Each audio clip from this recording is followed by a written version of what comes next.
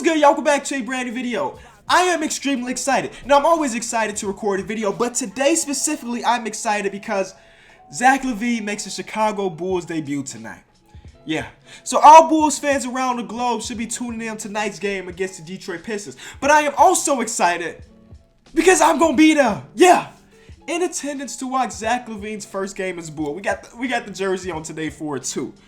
Section 102, I think row 1. Like, I'm right up there, close, and I'm gonna see it. Now I understand he's on a minutes restriction, so he's not gonna do anything spectacular tonight, but it's about making him feel at home. When they say number 8, Zach LaVine, standing ovation from the Bulls fans across the world, okay? And I will be there. So I'm telling y'all this because I know some people already hit me up on Twitter and they trying to meet up at the game. If you did not know I'll be at the game and you will also be at the game, hit me up on Twitter. Let's coordinate something so we can chill, all right? But today we're taking the NBA draft bust quiz, and draft busts are something I use that word very lightly. Like, early in the season, people are already ready to throw Lonzo Ball in the draft bust, and I've always said it takes years and years to figure out if somebody is legitimately a draft bust. So today we're taking a quiz to see if we know the top 20 ones in NBA history. Before we get into that, shout out to the day, but now let's head on to it. All right, so as I said, we got 20 questions in here. Actually, down here, there's an NBA draft playlist that I may have to get into. NBA drafted and traded seems like a pretty good quiz. NBA top scoring draftees per team. All these quizzes you may see in the near future from me, okay? So keep that in mind. But we got 10 minutes to answer 20 questions about NBA draft bust. At the bottom, you see we have not played it just yet. Let's get into it. I don't know how this is going to go. Play. Okay, so they're going to give us a description, and they got the top 20 names down here. And I'm looking at it. And I don't see any current day players, which is perfect. Because personally, I think in order to consider somebody a bust, you got to let their whole career play through. But let's get into it. A star in college, this player never lived up to the hype after being chosen first overall in 1995, okay? Ahead of Kevin Garnett and several other stars. 1995, I think that was Joe Smith's year. And Joe Smith had a long career. He just wasn't that good. I think this is Joe Smith, right? Yes, it is. Despite developing into a good shot blocker over the course of his 12-year NBA career, this player never should have been chosen second overall ahead of Penny Hardaway and Jamal Mashburn. Y'all know that's Sean Bradley. Sean Bradley was huge, 7+ foot guy. Can block some shots, but ultimately, yeah, this is true. Should not have been drafted above Penny Hardaway. And a draft loaded with superstars, this European big man was chosen ahead of Carmelo Anthony, Chris Bosh, Dwayne Wade. Only to spend most of his career on the bench. We're talking about Darko. Darko went from drafted early to NBA champion. He is an NBA champion, don't get me wrong, but he was trash. Went to kickboxing. He didn't know what he wanted to do. But one thing we can say about Darko, he won a championship. You got to say that. He won a championship. Did he really help? Probably not. But he won a championship. Shout out to Darko, who's doing other things. I don't know what he's doing now.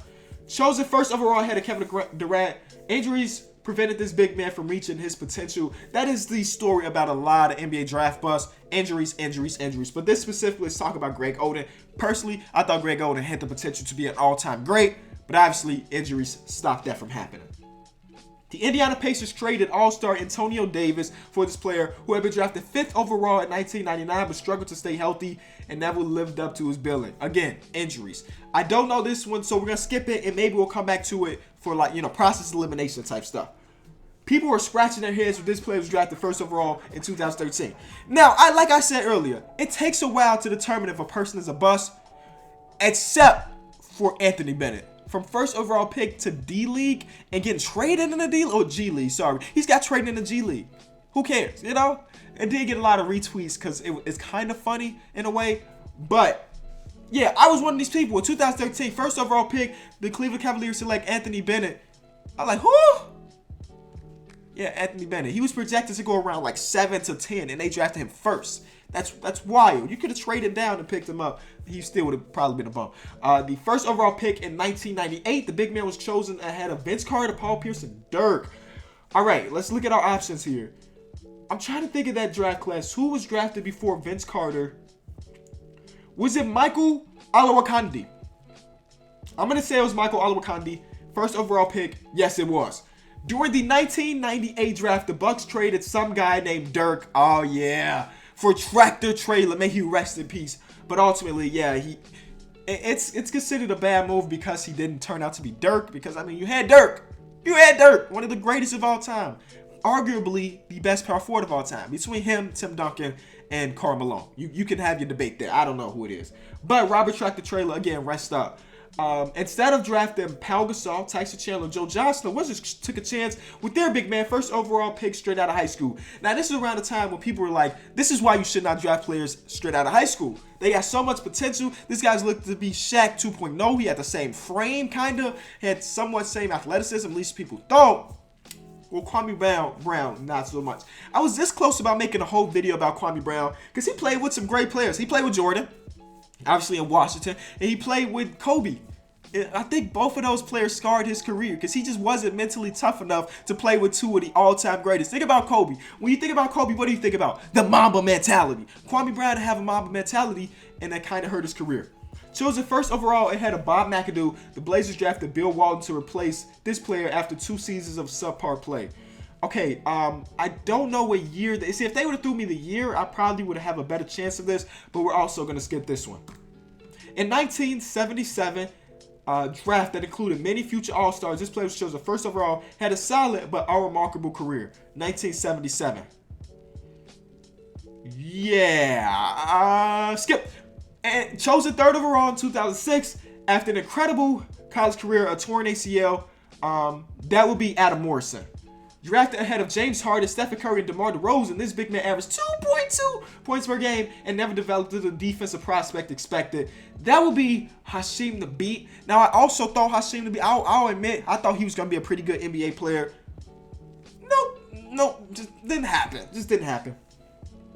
Already with young star at shooting guard position, the Portland Trail Blazers draft passed on Michael Jordan, to pick up Sam Bowie. Another situation where injuries hurt him. There's a huge documentary about him. It was on Netflix for a while. I don't know if it still is, but his side of the story. And kind of feel bad for guys that get injured and can't really play anymore. But Sam Bowie, they had Clyde Drexler, so he's like, we don't need a Michael Jordan. Let's go get the big man. They probably could have played together. Maybe. Clyde Drexler and Jordan could have probably played together. I don't know. This much-hyped European big man was compared to Dirk, but never averaged more than 4 points per game, being drafted 5th overall. That was this guy whose name we're not even going to try to pronounce. Just click it. Chosen 4th overall in 1971. This player only lasted 4 seasons. All right, let's say it was Chris Washburn. No, it was not. One of the NBA's tragic stories, this potential star was chosen 2nd overall, and he died of an overdose. Of course, that's Len Bias. We all know that story. Chosen 2nd overall in 1989, ahead of 7 future All-Stars. This player averaged 7 points per game over a long but uninspiring career. This is Danny Ferry. Danny Ferry was wild, though. He was drafted by the Clippers, and then instead of, when you drafted by a team, you just go play for them. You don't complain or nothing. He was like, you know what? I don't want to play for the Clippers. So he went to go play overseas, and then eventually the Clippers was like, okay, you're not going to play for us. We're going to trade you to Cleveland for, I think it was Ron Harper, who was actually really good at that time. Cleveland traded Ron Harper to bring in Danny Ferry, who went overseas and averaged like 30, but ultimately was bad. And then he became like a manager of a GM of the Atlanta Hawks, I'm pretty sure.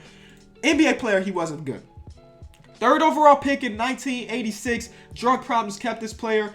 Oh, that's Chris Washburn. I clicked Chris Washburn earlier, but I forgot Chris Washburn was banned from the NBA. Yes, did too many drugs. You can't do drugs in the NBA.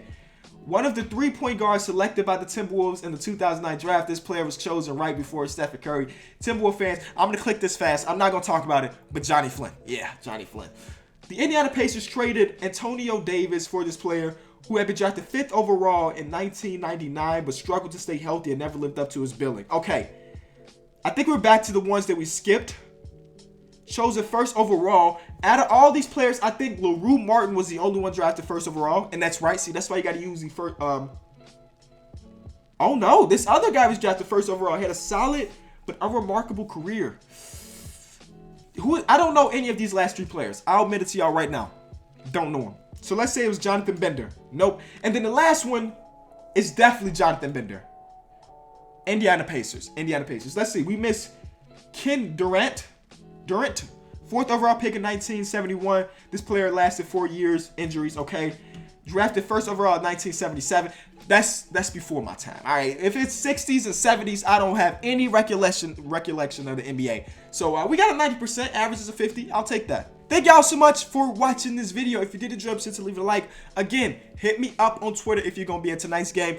I'm trying to figure out if I want to vlog the game. Y'all know I'm not used to vlogs, but the reason I'm kind of skeptical about vlogging, I'm not doing anything spectacular, you know? I'm gonna go to the game, I'm gonna sit down, I'm gonna watch the game. Do y'all wanna me to vlog me just watching? You know, I don't know. Like when I think about other people vlogging games, like when Cassius vlogs games or stuff like that, they actually do stuff at the games to make it special.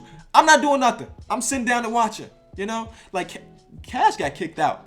That was a great video. I'm not getting kicked out tonight. I paid 2 months for these tickets to get kicked out. But yeah, man, let me know in the comment section below. Should I vlog it or not? Thank y'all. Peace.